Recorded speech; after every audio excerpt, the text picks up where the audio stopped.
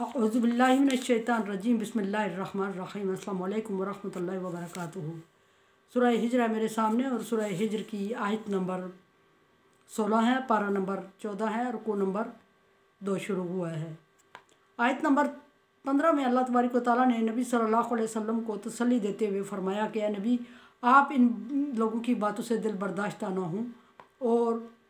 ये डिमांड कर रहे हैं और आप ये मत समझे कि इनकी डिमांड को पूरा कर दिया जाता तो आप पर ईमान ले आते। अगर अल्लाह तबारक व तआला इनके लिए आसमान के दरवाज़े खोल देता और इनको अल्लाह तबारक व तआला रसाई दे देता अपने तक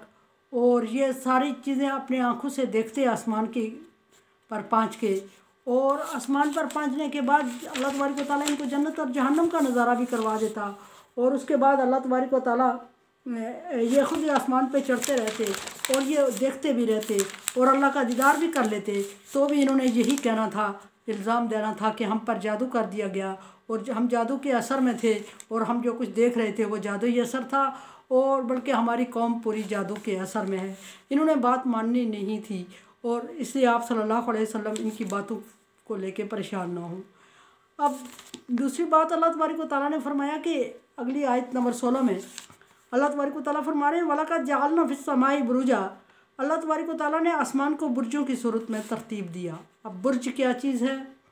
बाज़ रवायात के मुताबिक बुर्ज से मुराद आसमान का मजबूत होना तय बता है और बाज़ के मुताबिक बुर्ज सूरज को चाँद को कहते हैं, बुर्ज तारों को कहते हैं और बाज़ रवायात के मुताबिक सूरज और चाँद भी बुर्ज कहलाते हैं। इससे अल्लाह तबारक व तआला ने बुर्ज करार दिया। और बाज़ के मुताबिक ये भी है कि जो आसमान पे ठहरे हुए तारे हैं उनको बुर्ज कहा जाता है। फिर फरमाया कि ज़य्यनाहा लिन्नाज़िरीन, और फिर हमने आसमान को खूबसूरत और डेकोरेट कर दिया और तारों के सूरत में उसको मुज़य्यन कर दिया। अमूमन ये होता है कि जिस चीज़ में खूबसूरती ज़्यादा हो उसमें पायदारी नहीं होती। यहाँ अल्लाह तबारक व तआला ने दोनों चीज़ों की तरफ इशारा किया कि एक तो आसमान को बुर्ज की सूरत में मजबूत किया, ताकत दी और ये गिरने से बचा हुआ है, इतना मजबूत है, तय बता 7 आसमान अल्लाह तबारक व तआला ने कुरान पाक की आयत में समा लफ्ज़ का इस्तेमाल समावात लफ्ज़ इस्तेमाल किया है। समावात का मतलब होता है बहुत सारी आसमान, यहाँ 7 आसमान मराद है कि तय बता 7 आसमान तरतीब दिए और आसमान के 7 पुश्ते बनाए, आसमान के 7 तहें बनाई। इससे मराद बुर्ज आसमान का मजबूत होना है और बाज़ के मुताबिक सूरज चाँद का और बाज़ के मुताबिक तारों का और बाज़ के मुताबिक ठहरे हुए तारों का मराद है यहाँ। फिर फरमाया यहाँ बेशक वक्त अल्लाह तबारक व तआला ने आसमान की 2 सिफ़ात ज़िक्र की। एक तो मजबूत है बुर्ज कह के कि इंतहाई मजबूत तामीर किया, इसको बनाया, और दूसरा खूबसूरत है ज़य्यनाहा कह के अल्लाह तबारक व तआला ने इसकी खूबसूरती की तरफ इशारा दिया और देखने वालों के लिए खूबसूरत है। और यह है कि खूबसूरती देखने के हद तक है इसकी और जहाँ तक प्रोटेक्शन और मजबूती की बात है तो इसको बुर्ज करार दिया गया। दोनों ही सिफ़ात इसमें मौजूद हैं और अल्लाह तबारक व तआला फरमाते हैं कि जो इसको खूबसूरत बनाया वो देखने वालों के लिए और दिलचस्प बनाया और उसको तारों से डेकोरेट किया और चाँद और सूरज के साथ और वक्त के मुताबिक चलते हुए और इस फिर कलर के साथ अल्लाह तबारक व तआला ने आसमान को मुज़य्यन किया। और फिर फरमाया यहाँ के हाफिज़ नाहा मिन कुल्ल शैतानिर रजीम, और फिर हमने शैतान रजीम से, शैतान मरदूद से इसकी हिफाजत भी की। अब यहाँ अल्लाह तबारक व तआला ने लोहे महफूज की तरफ भी इशारा फरमाया। 7 आसमानों के ऊपर लोहे महफूज है, वहाँ जहाँ इंसानों के और बाकी चीज़ों की ज़िंदगी के फ़ैसले होते हैं उसको मजबूत करने का मकसद है अल्लाह तबारक व तआला का कि उसको मजबूत किया। रूह ज़मीन पर बसने वाली तमाम चीज़ों के रिज़्क़ और तमाम चीज़ों की तकदीर, तमाम चीज़ों की अच्छाइयाँ और बुराइयाँ लिखी जाने वाली चीज़ और ख़ुसूसन इंसानों और जिन्नों के तकदीर और इनकी नेक और बद खुसूसियात और अमाल लिखे जा रहे होते हैं और वहाँ अल्लाह तबारक व तआला उनको लोहे महफूज में रखता है। और यहाँ फरमाया कि अल्लाह तबारक व तआला ने कि इसको मैंने शैतानों से महफूज किया। अब शैतान से मुराद शैतान के चेले जिन भी शामिल हैं उनसे अल्लाह तबारक व तआला ने महफूज किया। और फिर आसमान को महफूज किया शैतान मरदूद से इस तरह के हर एक के साथ इल्ला मन इस्तरक़ अस्सम फत्तबअहु शिहाबुन मुबीन, कि हाँ जब कोई इसको अल्लाह तबारक व तआला की बात को सुन रहा होता है तो इसके पीछे शहाब साकिब को, शोले वाले आग को लगा दिया जाता है और वो दूर तक उसकी का पीछा करती है। या तो फिर वो मर जाता है, या जिन होता है, या शैतान होता है, या वो मर जाता है, या फिर कामयाब हो के अपनी मंजिल पर पहुँच के लोगों को बहका देता है और गुमराह कर देता है। इसके बारे में एक हदीस है, सुफियान की हदीस में है कि अल्लाह तबारक व तआला जब फरिश्तों से मीटिंग कर रहे होते हैं और कुछ बातें, कुछ लोगों की किस्मत, अच्छाई बुराई, तकदीर, कुछ साल का हिसाब किताब, कुछ खाना पीना, कुछ लम्हे जो वो एक शेयर करते हैं, जो भी काम वो अच्छे या बुरे करते हैं वो लिखा जा रहा होता है, वो फरिश्तों को बताया जा रहा होता है साल भर का हिसाब। उस वक्त फरिश्ते इंतहाई ताबेदारी और फरमाबरदारी से सर झुकाए खड़े रहते हैं और सुन रहे होते हैं। और सुनते हुए जब महफिल बर्खास्त होती है तो जब वो आपस में डिस्कस कर रहे होते हैं कि ये जहाँ ये अल्लाह ने फरमाया, यहाँ ये फरमाया, एक दूसरे से पूछते हैं और फिर पूछने के बाद ये एक दूसरे को कहते हैं कि जो भी अल्लाह तबारक व तआला ने फरमाया बरहक है, सच है और उसी तरह होना है और उससे एक ज़रा लम्हा भर भी आगे पीछे नहीं होना है। तो वो जब आपस में फरिश्तों की ये बातें हो रही होती हैं तो जिन मुख्तलिफ ज़रा इस्तेमाल करते हुए जो शैतान जिन हैं वहाँ तक पहुँचते हैं जहाँ फरिश्ते डिस्कस कर रहे होते हैं। जहाँ अल्लाह की महफिल हो रही होती है वहाँ तो फिर शैतानों का पहुँचना, जिन्नों का पहुँचना नामुमकिन है, लेकिन जहाँ बाद में अल्लाह की महफिल बर्खास्त होने के बाद फरिश्ते आपस में ज़िक्र कर रहे होते हैं वहाँ ये जिन पहुँच जाते हैं और कम ही पहुँचने में कामयाब होते हैं।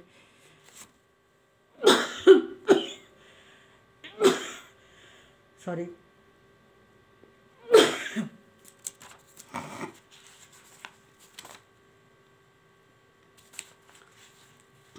और जब वो पहुँचने में कामयाब होते हैं तो उनके पीछे सुनते हैं, इक्का दुक्का बातें उनकी समझ में आ जाती हैं या सुनाई देती हैं उन्हें, और जो बातें वो समझते हैं उसके साथ दो चार और लगा के अपने चेलों तक, शैतान तक पहुंचा देते हैं, या जो लोग इल्म नजूम का दावा करते हैं उन तक पहुंचा देते हैं, जो कहते हैं जिन हमारे कब्ज़े में हैं वो उन तक बात पहुंचती है और वो एक दो बातें सच्ची हो जाती हैं जिस पर लोग यकीन कर लेते हैं और बाकी दो चार तुक्के लगा लेते हैं वो लोग, वो सच हो जाते हैं और बाकी दो चार गलत हो जाती हैं तो वो उसको तकदीर कह के तकदीर पर सारा इल्ज़ाम दे देते हैं। जहाँ अल्लाह तबारक व तआला ने फरमाया कि और उनके पीछे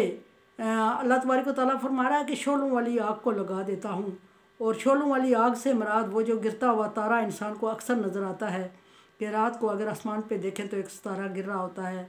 और जब वो गिरता है तो दूर तक उसकी रोशनी जा रही होती है और फिर किसी जगह पे जाके ठहर जाता है, उससे मुराद शोले वाली आग है। वो अल्लाह तबारक व तआला एक हदीस के मुताबिक ऐसा है कि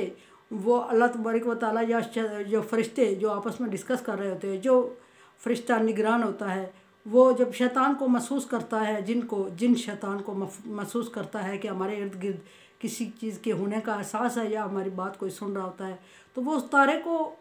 मारता है उसके पीछे, और जब वो उसको मारता है तो वो दूर तक जिन भागता है, तारा इसके पीछे आ रहा होता है और दूर तक रोशनी नज़र आ रही होती है। और जब वो जब तारे पे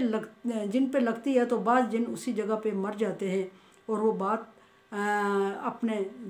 ज़मीन पे रहने वालों तक नहीं पहुंचा सकते और वो बात वहीं ख़त्म हो जाती है। लेकिन इक्का दुक्का जो बचने में कामयाब हो जाते हैं उन्होंने थोड़ी बहुत बात सुनी होती है, थोड़ी बहुत बात जो सुनी होती है तो वो पहुंचाते हैं अपने बड़ों तक, और वो उसके साथ दो तीन और लगा के तो पब्लिक तक कन्वे कर देते हैं और अपना गैब जानने का दावा करते हैं कि ये बात गैब है और दावा कर देते हैं। और दावे को सच साबित करने के लिए शैतान की एक आध बात सच साबित हो जाती है और बाकी लोग उस पर भरोसा करके सच मान लेते हैं, और बाकी लोग सच मानने के बाद उसको भरोसा करके सच मानते हैं और बाकी दो चार गलत हो जाएं तो भी उसको तकदीर कह के तकदीर के ज़िम्मे में डाल देते हैं। लेकिन असल बात यह है कि उनमें से कोई भी बात सच्ची नहीं होती। एक आध बात अगर सच्ची होती है तो वो वही होती है जो उन्होंने अब फरिश्तों की महफिल में सुन ली थी, बाकी सारी गलत होती हैं। और लोग दावा कर लेते हैं कि वो नजूमी हैं, गैब जानते हैं अल्लाह की तरफ से, और लोगों को गैब की बातें बताने लगते हैं और अपने इल्म पे का रोब जमाने लगते हैं। और सादा लोग उनसे मुतासर होके उनकी एक बात को सच समझ लेते हैं। जब एक बात सच साबित हो जाती है तो बाकी पूरी चैन को उसके साथ जोड़ देते हैं और उसके साथ जोड़कर सही साबित करने की कोशिश कर रहे होते हैं, हालांकि वो साबित नहीं कर सकते और साबित हो भी नहीं सकती, वो सच होती भी नहीं है। इस तरह अल्लाह तबारक व तआला ने ये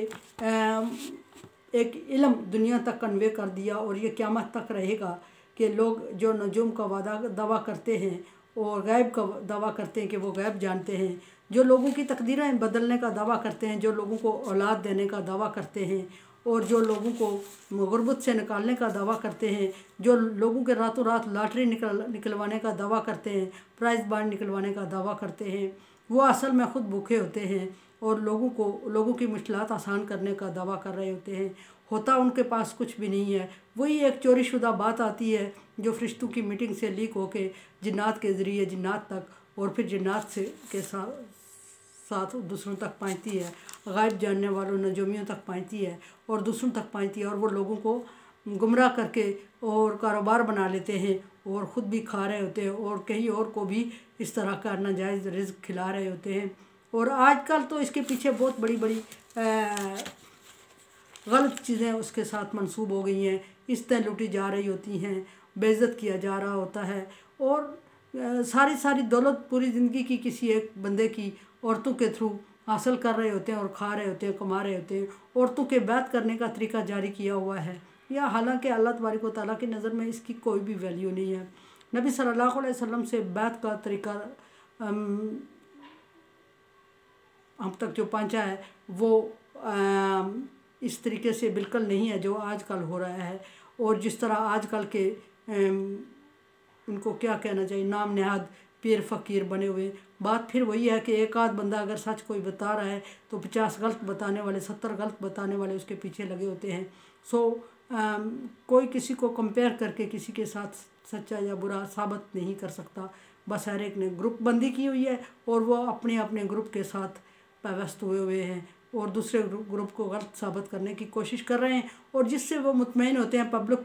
सारी पब्लिक को उससे मुतमईन करने की कोशिश में लगे हुए होते हैं। जो ज़्यादा बातूनी और तेज़ होते हैं वो अपने मकसद में कामयाब हो जाते हैं और अक्सर पब्लिक को सादा लोग पब्लिक को गुमराह भी कर देते हैं और मजबूर भी कर देते हैं, बात मानने पे परेशान भी कर देते हैं